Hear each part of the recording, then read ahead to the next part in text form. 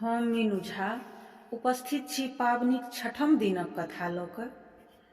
छठम दिनक कथा गंगाक कथा अछि, तऽ सुनू ई पाबनिक छठम दिनक कथा।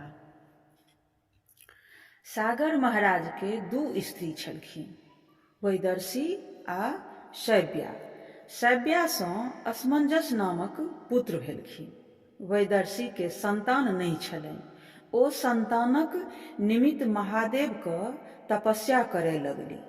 100 वर्षक बाद एक गोट लोथक जन्म भेलनि। ई देखि वैदर्षी कानय लगली। महादेवक स्मरण कऽ महादेव ब्रह्माक रूप धारण कऽ ओतय अयलाह आ ओहि लोथके 60,000 खंड कऽ प्रत्येक के एक एक तौलामे तेल दऽ झाँपिके राखि देलखिन। थोड़बे दिनक बाद 60,000 लोथक खंड 60,000 सुंदर आ बलवान पुत्रक रूपमे प्रकट भऽ गेल। सागर महाराज 99टा अश्वमेघ यज्ञ पूरा कऽ स्वयं यज्ञक करबाक तैयारीमे लागल छलाह, किंतु इंद्र नहि चाहैत छलाह जे हिनकर यज्ञ पूर्ण हुए, कारण 100 गोट अश्वमेघ यज्ञ केला पर ओ व्यक्ति शतक्रतु इंद्र भऽ जाइत अछि। तेँ ओ कोनो ने कोनो विघ्न उपस्थित कऽ दै छलखिन। अश्वमेघ घोड़ा छोड़ल गेल, जकर रखवार राजा सागरक ओहे 60,000 पुत्र भेलाह। इंद्र अपन छलबल से घोड़ा लऽ भागि गेलाह। सागरक 60,000 पुत्र इंद्र के खिहारि कऽ ओ लोकनिके घोड़ाके तकबाक हेतु पृथ्वी के करैत आगू बढ़ैत गेलाह। अंत में घोड़ा के कपिल मुनि के आश्रम में बान्हल देखलखिन। कपिल मुनि तपस्या में लीन छलाह। सागरक बेटा सब हुनकहि चोरी बुझि दौड़ल। मुनिक ध्यान भग्न भऽ गेल। हुनकर क्रोध दृष्टिसँ 60,000 राजकुमार तत्क्षण जरि कऽ भस्म भऽ गेलाह। राजाक यज्ञ अपूर्ण रहि गेल। सागर महाराज शोकाकुल भऽ मरि गेलाह। राजकुमार लोकनिक अमृत्यु भेल छल। हुनका लोकनिक सतगतिक उपाय पर विचार करबाक हेतु ज्ञानी लोकनिक सभा बैसल। सभा एहि निष्कर्म पर पहुँचल जे यदि गंगा वैकुंठसँ पृथ्वी पर आबथि आ हुनका लोकनिक छाउर के डुबा कऽ पवित्र करथि, तखनहि राजकुमार लोकनिक सदगति प्राप्त भऽ सकैत छनि। एहि लेल हुनकर वैमनत्रिय भाइ असमंजस तपस्या करैत करैत मरि गेलाह। दिलीपक बेटा अंशुमन सेहो तपस्या करैत मुइलाह। तखन हुनक बेटा भागीरथ तपस्या करय लगलाह। हुनकर तपस्यासँ विष्णु प्रसन्न भऽ हुनका गंगा के वैकुंठसँ मृत्युलोक अनबाक अनुमति दऽ देलखिन। गंगा के एकाएक पृथ्वी पर उतरि गेलाह। पृथ्वी रसातल में धसि जायत। ताहि हेतु महादेव हिमालयक ऊँच चोटी पर चढ़ि हुनका माथ पर उतरि जटा में समेटि लेलनि।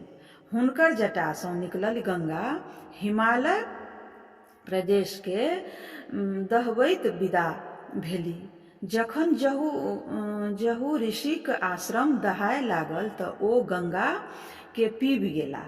ई भागीरथ लेल जटिल समस्या उपस्थित कऽ देलक। ओ साहसी छलाह। ओ मुनि के सेवा में लागि गेलाह। अंत में मुनि एहि शर्त पर गंगा के छोड़ल जे गंगा हुनकर बेटी कहावथि।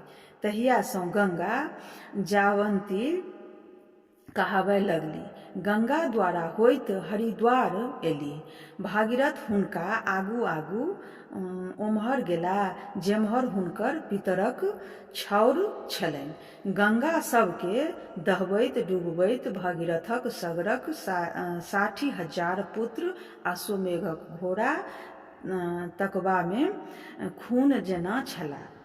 खूनने छलाह। तेँ आब ओ सागरक कहबैत अछि, एहि तरहेँ गंगा मृत्युलोक में आबि सागरक 60,000 बेटा के सदगति देल तथा भागीरथक परिश्रम के सफल बनाओल। आब गौरी के जन्म। सतीक मृत्युक बाद महादेव संसार सँ विरक्त भऽ कोनो निर्जन स्थान में तपस्या में लीन भऽ गेलाह। हुनका संसारक कोनो सुधि नहि रहि गेल। एहि बीच राक्षस सभक उपद्रव बहुत बढ़ि गेल। ओहि में तारकासुर परम पराक्रमी भेल। ओ तपस्याक बल पर ब्रह्मा के प्रसन्न कऽ वरदान मंगलक जे हम अमर रही। ब्रह्मा कहलखिन जे ई असंभव अछि, जे जन्म लेलक तकर मरण अनिवार्य छैक। तखन ओ दोसर वरदान मंगलक जे हमर मृत्यु महादेवक औरस पुत्रक हाथे हुए। ब्रह्मा तथास्तु कहि देलनि। ई वरदान मंगबा में तारकासुरक ई उद्देश्य छल जे महादेवक स्त्री निसंतान मरि गेल छलथिन आ महादेव संसार सँ विरक्त भऽ गेल छथि। हुनक दोसर विवाहक कोनो संभावना नहि छल। तेँ हेतु हुनक पुत्रक हाथे तारकासुर के मरबाक कोनो प्रश्नहि नहि छल, अर्थात ओ अमर रहि जायत। तारकासुर देवता लोकनि के स्वर्ग सँ भगा देलक आ सभक राजा बनि गेल। यज्ञ जाप बंद कऽ देलक। मुनि सबके सतबय लागल। सुंदर स्त्री सबके अपहरण करय लागल। समस्त संसार में कोलाहल मचि गेल। ओकर उपद्रव सँ तंग आबि कऽ देवता सब ऋषिगण सब ब्रह्मा के ओतय उपस्थित भेलाह। ब्रह्मा हुनकर सभक बात सुनि के कहलखिन, जखन जखन संसार में दैत्य दानव सब एहि तरहक उपद्रव मचौलक अछि तखन तखन आदि शक्ति महामाया दुर्गा अवतार लए ओकर सभक संहार कयलनि। अहाँ लोकनि जाहि महासंकट में छी ताहि उद्धारक लेल हुनके आराधना करू। ओहे सतीक रूप में जन्म लऽ महादेव सँ विवाह कयने छलीह। ओ पुनः गौरीक रूप में जन्म लेती आ महादेव सँ हुनक विवाह हेतनि। हुनका जे बेटा हेतनि सएह तारकासुर के वध करता। से सुनि देवता ओ ऋषि मुनि दुर्गाक आराधना में लागि गेलाह। किछु दिन बाद हिमालय के एक बेटी भेलखिन। ई देखि देवतागण बहुत हर्ष भेलाह। हर्षक फूलक वर्षा केलनि। ओ अत्यंत गोरी रहथि, तेँ हेतु हुनकर नाम गौरी पड़ल। आब कामदहन। हिमालय के ओतय कै दिन नारद मुनि अयलाह। हिमालय हुनक गौरी के देखा कऽ पुछलनि जे हिनक विवाह ककरा संग होयतनि। नारद मुनि गौरी के हाथ देखि कहलनि जे हिनकर विवाह महादेवक संग होयतनि। से ओहिना नहि हेतनि। महादेव एखन अहिंक शिखर पर तपस्या कऽ रहल छथि। ई नित्य ओतय जाय हुनकर सेवा करथि, तखन ओ प्रसन्न भऽ हिनका सँ विवाह करथिन। गौरी चेष्टगर भऽ गेली। हिमालय हुनका नित्य 2 गोट सखी सभक संग महादेवक सेवा करय पठबय लगलखिन। देवतागण महादेवक तपस्या भग्न कऽ गौरीक दिस हुनकर ध्यान आकर्षित करेबाक हेतु तपोवन में कामदेव के पठाओल। कामदेव अपन मित्र वसंत आ स्त्री रतिक संग ओतय पहुँच गेला। वसंतक महीना सँ समस्त वनक गाछ सब फुला गेल। सुगंधित वन प्राप्त गमकि उठल। फूल सब पर भमरा मंडराय लागल। शीतल समीर बहय लागल। चंद्रमाक ज्योति सँ वन सुंदर लागय लागल। एहि स्मरणीय वातावरण में मुनिक तऽ कोन कथा जे महादेवक तपस्या भग्न होमय लागल। गौरी सज धजि के वासंती फूलक गहना पहिरी सखीक संग ओहि वन में पूजा करबाक लेल पहुँचली।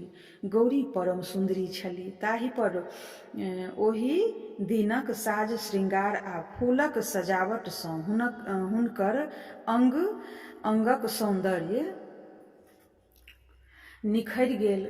गौरी महादेवक लग पहुँचली कि कामदेव ठिका कऽ अपन बाण चलाओल। बाण महादेव लग खसल। महादेव गौरी दिस तकलनि। गौरी महादेव के प्रणाम कऽ पूजा कयल आ कात भय ठाढ़ भऽ गेली। गौरीक सुंदरता देखि महादेव आकर्षित भऽ गेला। आजुक अहाँक शोभाक वर्णन के कऽ सकैत अछि। एतब कहि महादेव गौरीक आँचर दिस हाथ बढ़ाओल। स्त्री महज संकोचवश गौरी कनेक दूर हटि महादेव दिस टकटकी लगा देलनि। महादेव के एकाएक ध्यान में आयल, यदि वह एना कामातुर भऽ जेता तऽ आन की करत। ओ एम्हर उम्हर ताकय लगला तऽ साड़ी में नुकायल कामदेव के देखलखिन। हुनका बड़ तामस भेलनि। क्रोध सँ हुनक त्रिनेत्र खुजि गेल। कामदेव जरि कऽ भस्म भऽ गेल।